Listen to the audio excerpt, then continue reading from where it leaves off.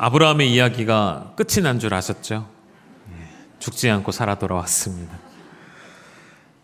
오늘 본문에는 하나님께서 소돔을 향한 당신의 계획을 갖고 계시는데 그것을 한 사람에게, 아브라함에게 가르쳐 주시는 내용이 담겨져 있고 그 일로 인하여서 하나님과 아브라함 사이에 일어난 일들이 오늘 본문에 나타나 있죠. 하나님이 아브라함에게 알려주신 내용이 무엇인지 한번 확인해 보시면 오늘 읽으셨던 본문 바로 앞에 20절에 이런 말씀이 있습니다. 여호와께서 또 이르시되 소돔과 고모라에 대한 부르짖음이 크고 그 죄악이 심히 무거우니 라고 하며 하나님이 말씀하셨습니다. 입을 여셨습니다. 소돔과 고모라에 대한 부르짖음이 크다. 그 죄악이 심히 무겁다. 그 부르짖음들이 하나님께 상달되어서 하나님이 이 땅을 심판하기로 결정하셨는데 그 심판하기에 앞서셔서 하나님의 사자들을 보내셔서 그 땅을 보게 하시죠. 소돔 땅의 사람들이 어떤 죄를 지었는지 모든 것이 열거되어 있지 않기 때문에 다 알 수는 없지만 대표되어지는 동성애 문제를 포함하여서 그 사회 전반에 걸친 아픔이 있고 고통이 있다는 것을 우리는 추론해 볼 수가 있을 것 같습니다. 여러분, 성경을 전체를 펴놓고 볼 때 부르짖는다라는 표현들이 종종 등장을 하는데요. 이 부르짖음의 의미는 대부분 약자들이 핍박과 고통을 당할 때, 구원받을 힘이 없고 능력이 없을 때에 도와달라는 간절한 그런 마음을 담은 표현이 부르짖음이죠. 소돔과 고모라 성 안에는 아마도 가진 자와 갖지 못한 자, 강자와 약자 사이에 간격이 컸고 그로 인해 사회적으로 나타나는 수많은 폭력들과 물리적 폭력뿐만 아니라 비물리적인 수많은 폭력들이 가득했을 것이고 백성들의 고통과 신음이 점점 더 깊어져 갔다는 것이죠. 동성애라는 문제는 그들의 사회 전반이 타락하고 무너졌을 때 나타나는 죄악의 결과 중에 하나, 죄악의 열매 중에 하나라고 볼 수가 있겠습니다. 지금 우리 사회가 그러하다는 것을 보면 잘 이해가 되실 것 같습니다. 여러분, 윤리가 무너진다는 것은 그저 도덕적 기준의 상실만을 의미하지 않고요. 여러분, 이 시대가 절대라는 말을 용인하지 않습니다. 이제는 이 세상에 그 어떤 것도 절대적인 것은 없다라고 말하죠. 절대적인 것은 절대적인 존재도 싫어하고요. 절대적 기준도 싫어합니다. 대신 무엇을 좋아할까요? 절대에 반대되는 말이 있다면 상대라고 할 수가 있겠죠. 그래서 상대주의적인 것, 상대적인 것, 각자 경험하고 각자의 의견이 중요한 때가 되었습니다. 이미 사람들이 그래서 무엇이 옳고 그른지 그 가치 판단의 기준이 다 제각각 무너져 있는 시대를 우리가 살아가고 있는 것이죠. 그러한 사회 현상에 나타나는 많은 열매 중에 대표되는 것이 이제 동성애로 나타난 것뿐이라는 것이죠. 여러분, 동성애가 이 시대에 가장 큰 죄악이라고 말하고 싶지 않다는 것입니다. 동성애는 다시 말씀드릴게요. 열매입니다. 결과입니다. 그럼 그 안에 그런 열매를 맺게 하는 죄된 습성이 우리 안에 있고 그것은 바로 하나님의 말씀이라는 절대적 기준을 더 이상 기준으로 캐논으로 삼지 않겠다라는 이 시대 사람들의 교만의 문제라는 것이죠. 하나님은 왜 소돔에 대한 계획, 심판의 계획을 세우셨는데 그대로 이행하시지 않고 그것을 이행하시기 전에 하나님이 택하신 아브라함에게 이 사실을 왜 먼저 알려주셨을까?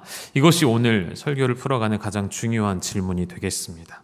창세기 18장 18절과 19절 두 절의 말씀을 같이 한번 읽어보시죠. 시작. 아브라함은 강대한 나라가 되고 천하 만민은 그로 말미암아 복을 받게 될 것이 아니냐.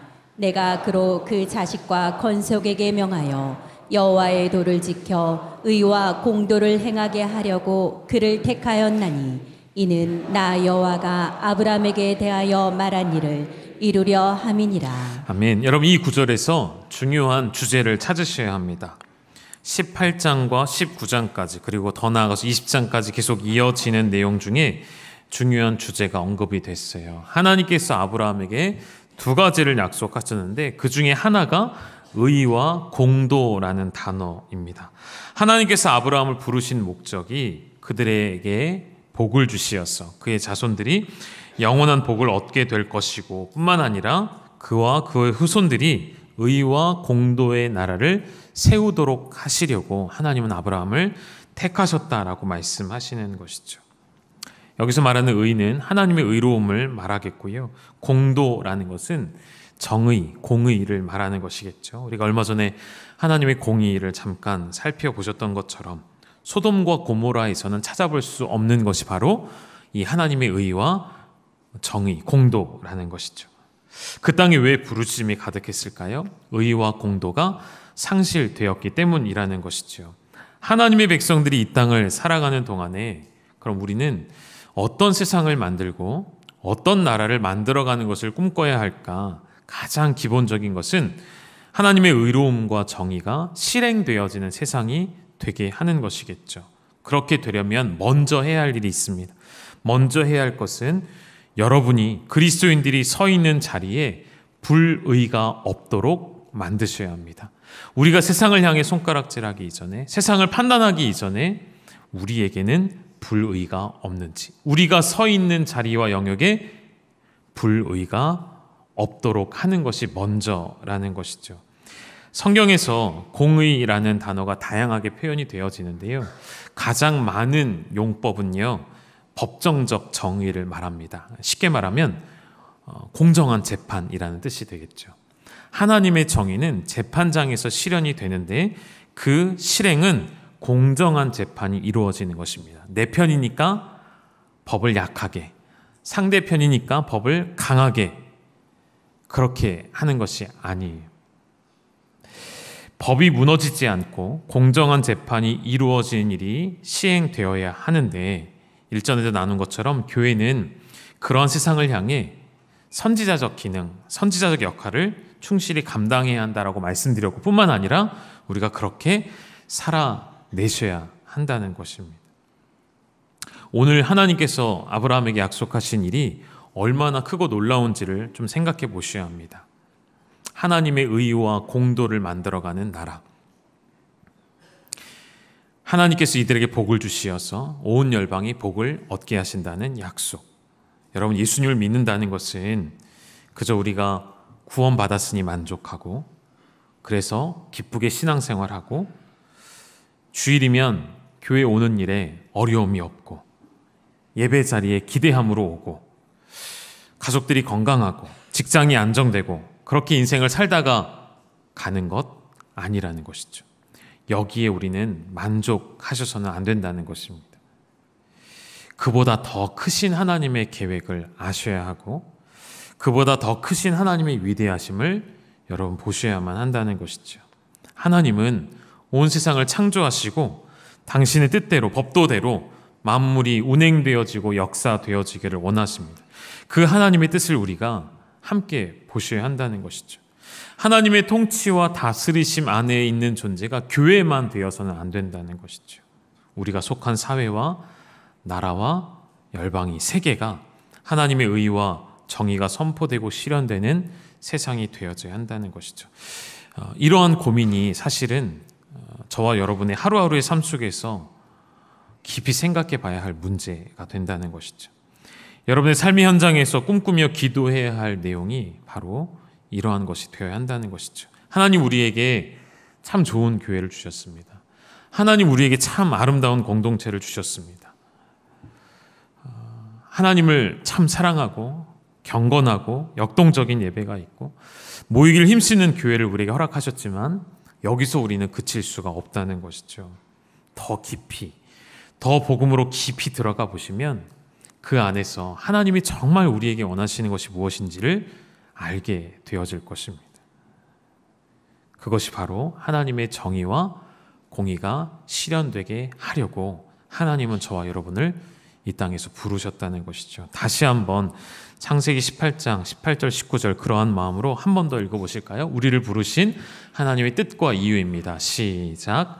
아브라함은 강대한 나라가 되고 천하 만민은 그로 말미암아 복을 받게 될 것이 아니냐.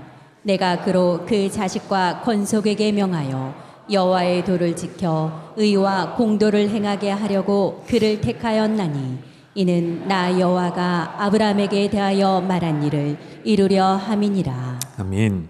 지금 이스라엘이 그런 모습이라고 저는 조심스럽게 평가하고 싶어요. 강대한 나라가 되는 것에 만족한 것이죠. 우리가 강대한 나라가 되어지는 축복을 받은 것으로 만족하는 것이죠. 거기서 멈춘 것이죠. 그러나 하나님은 아브라함에게 더 원하시는 것들이 있었어요. 너로 말미암아 천하 만민이 복을 얻게 되어지는 것. 그것은 예수 그리스도를 통해 성취가 되는 문제이겠고요. 또 한 가지, 여호와의 도를 지켜 의와 공도를 행하게 하려고 부르셨다는 것. 이러한 말씀을 아브라함에게 하신 이후에 바로 하나님께서 소돔 성에 관한 이야기를 시작하시죠. 소돔과 고모라 땅에는 하나님의 의와 공의가 나타나지 않았습니다. 그곳에도 하나님은 하나님의 의와 공의가 나타나기를 원하셨겠지요. 그러면 질문이 다시 생기겠죠. 아까 처음에 드렸던 질문, 왜 하나님은 계획하신 대로 실행하시기 전에 아브라함에게 당신의 계획을 굳이 알려주셨을까? 두 가지를 좀 생각해 볼 수가 있을 것 같은데요. 첫째는 이 대목을 통해서, 이 장면을 통해서 하나님께서 아브라함을 어떤 존재로 여기시는가를 생각해 보게 되어집니다. 그냥 하나님의 종으로 부름받은 정도가 아닌 것 같아요. 아브라함을 그냥 부르시고 택하셔서 내가 정해진 길을 걷게 만드신 그러한 피조물로만 여기시지 않는 것 같아요. 그를 부르신 목적을 분명히 가르쳐 주시고 천하 만민을 위해 아브라함이 해야 할 일이 있음을 가르쳐 주시고 결국 하나님은 아브라함이 열방을 위해, 다른 민족을 위해 기도하게 하시고 그런 악한 세상일지라도 가슴에 품게 하시려는 것이 하나님의 의도가 아닌가 생각해 보게 되고요. 또 한 가지는 이 시간을 통해서 하나님은 아브라함을 그저 종이 아닌 어떤 존재로 부르셨을까요? 나의 동역자로 부르셨다는 것이죠. 하나님의 동역자로 부르셔서 하나님이 행하시는 일이 무엇인지를 미리 알게 하시고 함께 고민하게 하시는 것 같아요. 19장 20장까지 이야기가 계속 진행될 때 결국 아브라함은 이방인들에 대한 자신의 부르심을 확인하게 됩니다.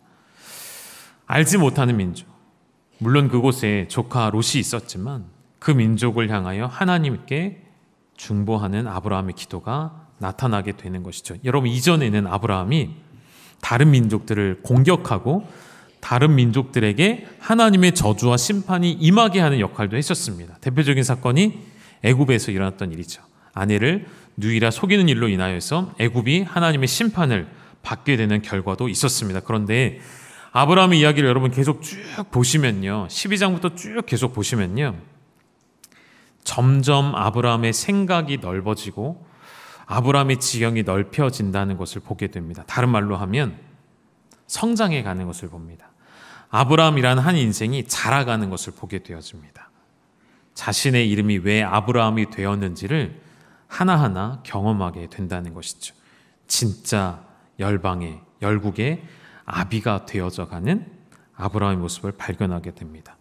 전에는 하나님의 부르심 앞에 순종함으로 어찌 보면 희미하게 보이는 길이지만 믿음으로 걸어갔다면 이제는 나에게 주어진 그 사명의 길을 하나님이 명확하게 아주 선명하게 보여주시어서 그 길을 걷는 자가 된다는 것이죠.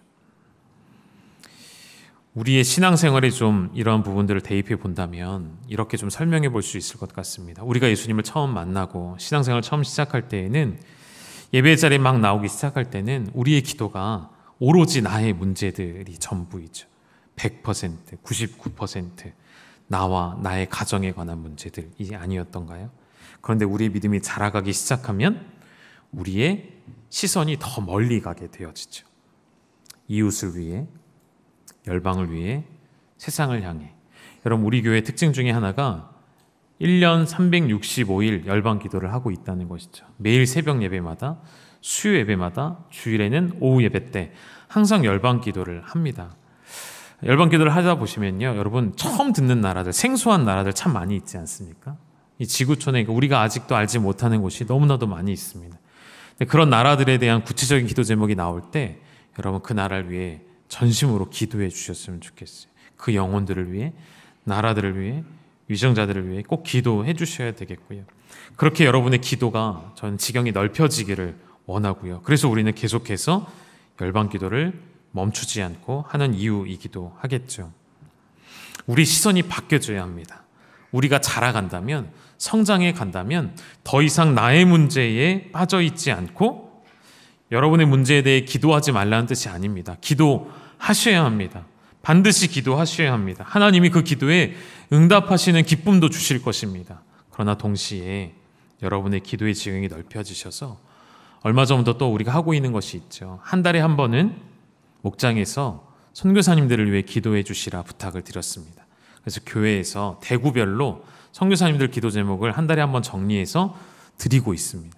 그 기도 제목을 가지고 선교의 현장과 선교사님들을 위해 기도해 주시고 우리 주변에 믿지 않는 이웃들과 영혼들을 위해서, 북한을 위해서 우리는 더욱 기도해야겠죠.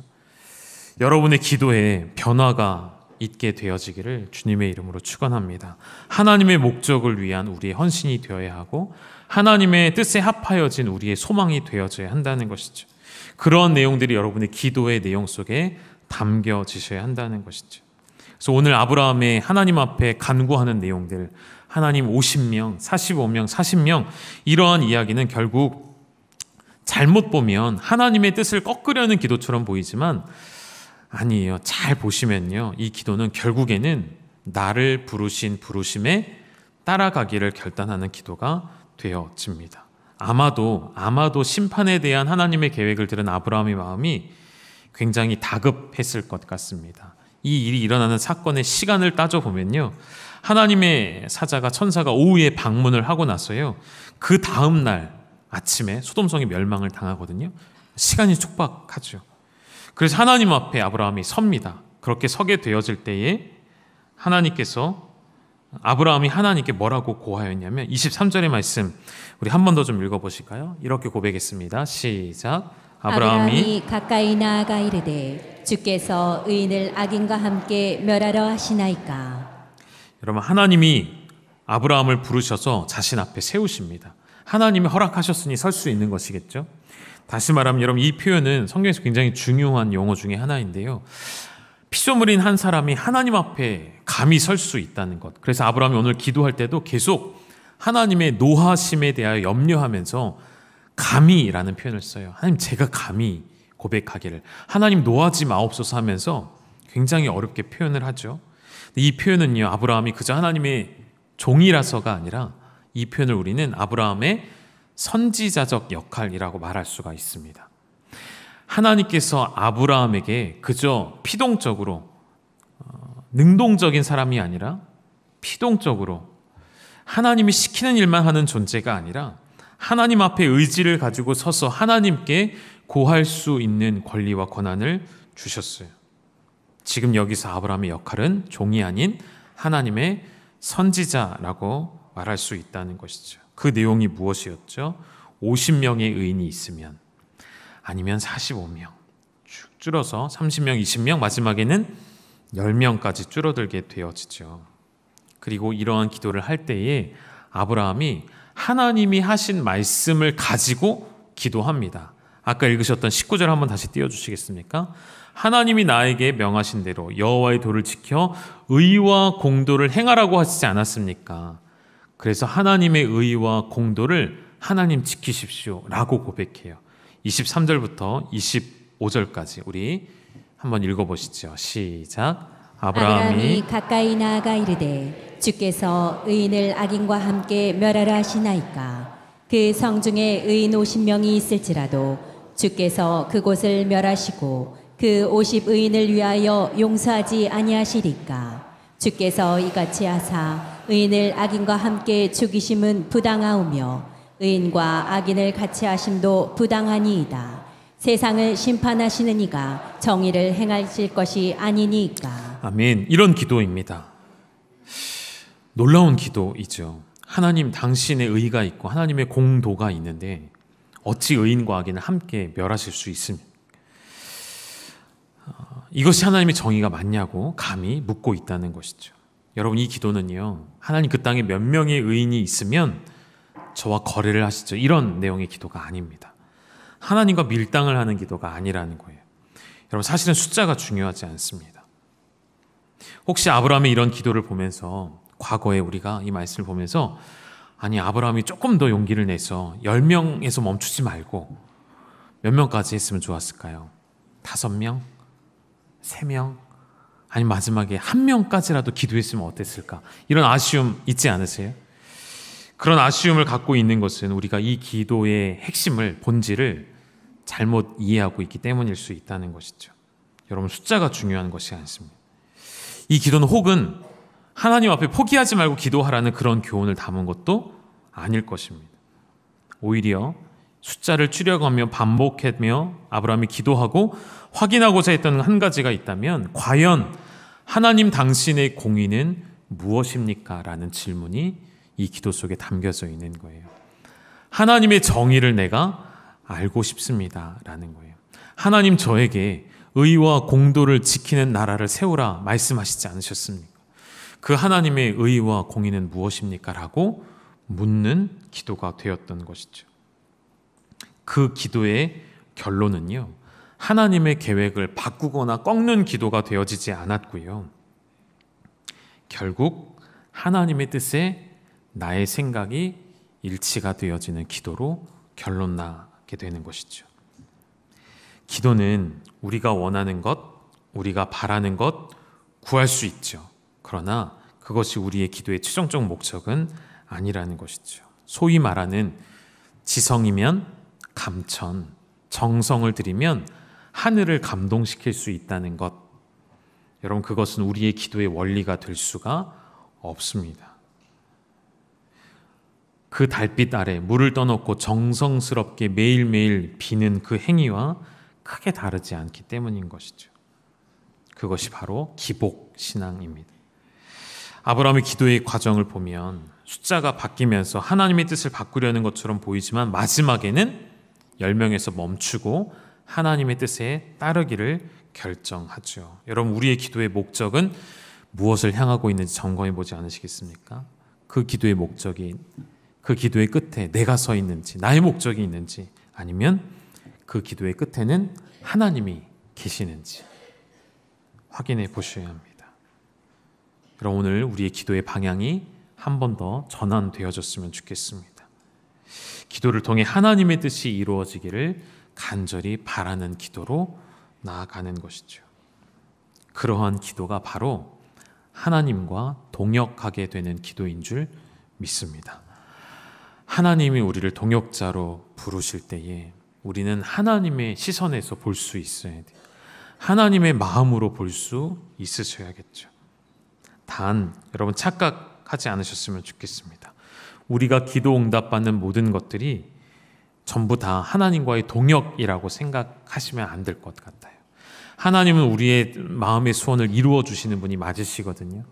여러분의 신음에 응답해 주시는 분이 맞습니다. 그러한 복을 반드시 주실 것입니다. 그래서 기도하면 응답해 주시는 기쁨도 주십니다. 그런데 그런 기쁨도 있지만, 말씀드렸죠, 우리는 성장해 가야 됩니다. 자라가야 합니다. 그리스도의 장성한 분량에 충만한 데까지 이르도록 우리는 자라가는 것이죠. 성장한 자들에게는, 자라가는 자들에게는 하나님과의 동역하는 기도가 필요하다는 것이죠. 에스겔 36장 37절의 말씀입니다. 같이 한번 읽어보실까요? 시작. 주 여호와께서 이같이 말씀하셨느니라. 그래도 이스라엘 족속이 이같이 자기들에게 이루어 주기를 내게 구하여야 할지라.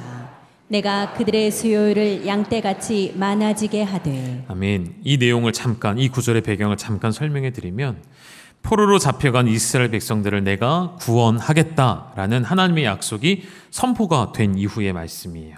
하나님께서 선언을 하셨어요. 너희의 회복을, 이스라엘 회복을 선언하시고 선포하셨어요. 그럼 하나님의 약속은 반드시 이루어지잖아요. 그러면 이스라엘 백성들의 마음이 좀 놓여야 되겠고, 선지자의 마음이 좀 놓여야 하는데, 하나님 그럼에도 뭐라고 말씀하고 계시냐면, 그래도 너희는 기도를 해야 한다라고 말씀하고 계시는 거예요.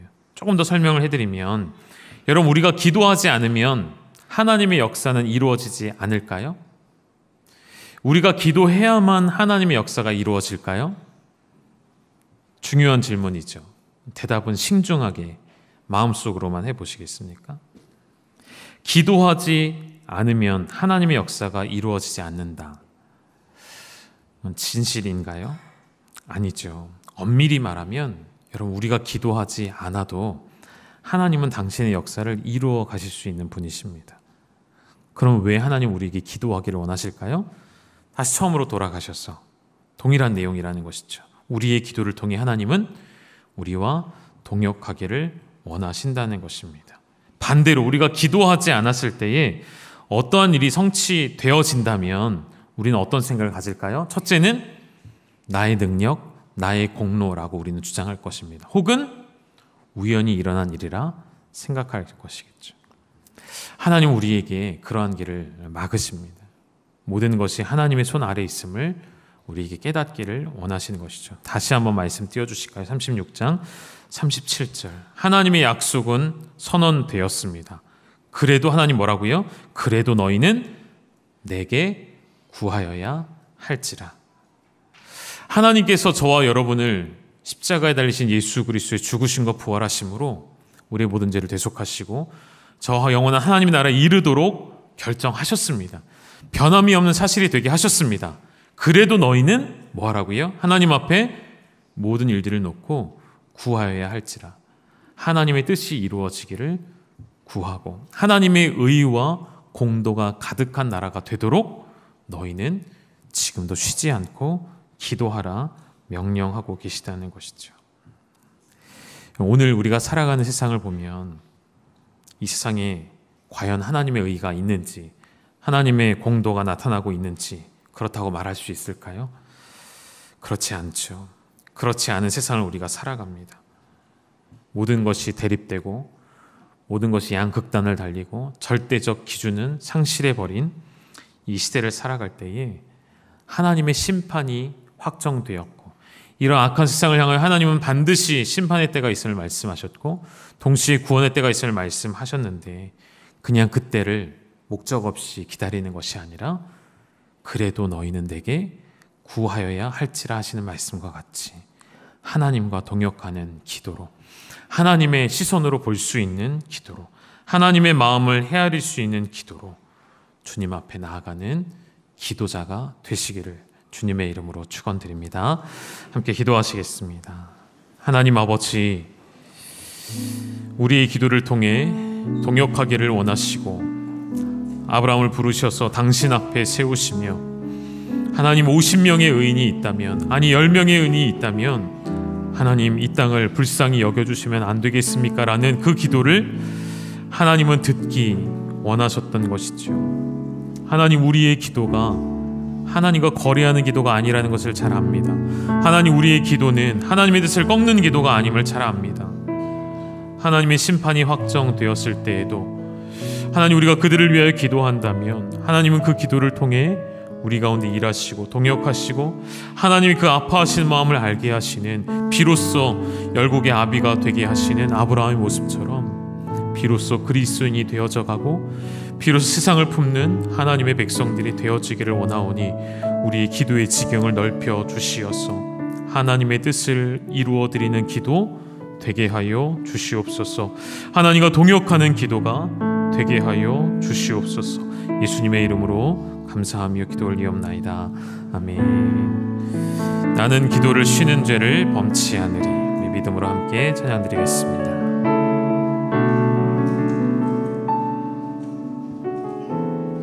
나는 기도를 쉬는 죄를 범치 않으리. 이 나라를 사랑하기에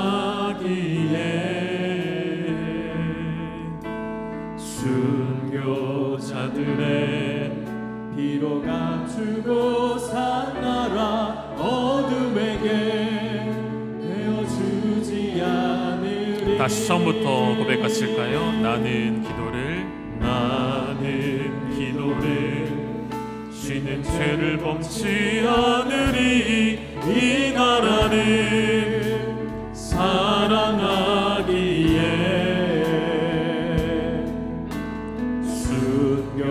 순교자들의 피로 감추고 산 나라 사람에게 내어주지 않으리. 나의 기도가 이 나라 살릴 수 있다면 나는 결코 이 기도를 쉬는 죄를 범치 않으리.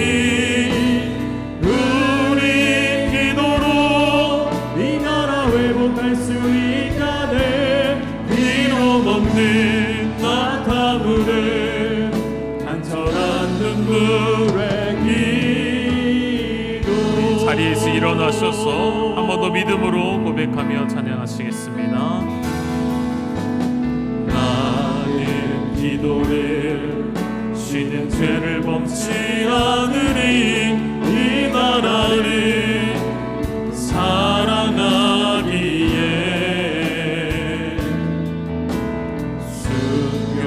순교자들의 피로 감추고 산 나라 내어주지 않으리. 우리 손을 들고 고백하실까요? 나의 기도가 이 나라 살릴 수 있다면 나는 결코 이 기도를 쉬는 죄를 범치 않으리. 우리 기도로 이 나라 회복할 수 있다네.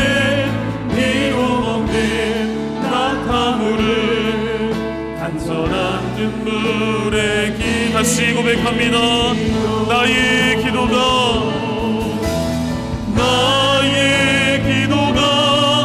이 나라 살릴 수 있다면 나는 결코 이 기도를 쉬는 죄를 범치 않으리.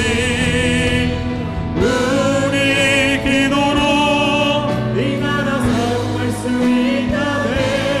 피로 먹는 낙타물을 간절한 눈물의 기도. 우리 합심하여 기도할 때에 하나님 우리의 기도의 지경이 넓혀지게 하여 주시옵소서. 더 이상 나의 문제에 매몰되어지지 않게 하시고 열방을 품는 아브라함의 이름과 같이 하나님 우리에게 온 세상을 품게 하시는 아버지의 마음을 부어주시었으니 하나님과 동역하는 기도로 나아가는 나의 기도가 되어지게 하여 주옵소서. 나라와 민족을 위해 기도하시고 열방을 위해 기도하시고 수많은 전쟁들과 기근은 멈추게 하시고 이 세상의 귀를 덮어버렸고 눈을 가리워버린 이 세상의 위정자들에게 하나님 긍휼의 은혜를 베풀어 달라고 우리 시간 주의 이름 부르시고 함께 기도하며 나가시겠습니다. 주여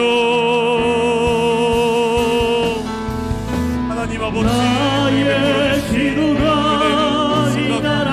하나님 우리에게 허락하여 주신 하나님의 나라를 구하며 나아갑니다. 의와 하나님의 공도가 가득한 나라 되어지기를 원하오니 우리 기도로 이 나라 회복할 수 있다네. 하나님 온 열방을 품는 우리의 기도의 지경이 되게 하시옵소서. 하나님 모든 나라 모든 족속이 주 앞에 서게 되어질 때까지 우리 주님 심판의 주로 다시 오실 때까지 오늘 우리 땅 가운데 다시 강림하시기까지 우리의 기도를 멈추지 않게 하시고 하나님과 동역하는 기도자들이 되게 하여 주시고 하나님의 뜻이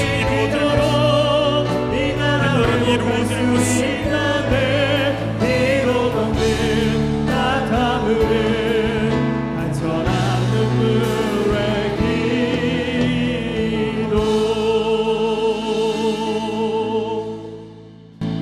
눈이 있어도 보지 못하고 귀가 있어도 듣지 못하는 백성을 이끌어내라. 이제도 우리 주 예수 그리스도의 은혜와 아버지 하나님의 극진하신 사랑과 성령님의 역사 위로 교통하심이 우리의 삶을 통해서 하나님의 거룩한 일들을 이루기를 소망하는 아름다운 기도의 성도로서 주의 삶을 살아가기를 힘쓰는 열방의 모든 성도들 위해 특별히 참 우리 열방교회의 모든 가족들 위해 하나님의 놀라운 은혜와 축복이 이제로부터 영원토록 함께 있을지어다. 아멘.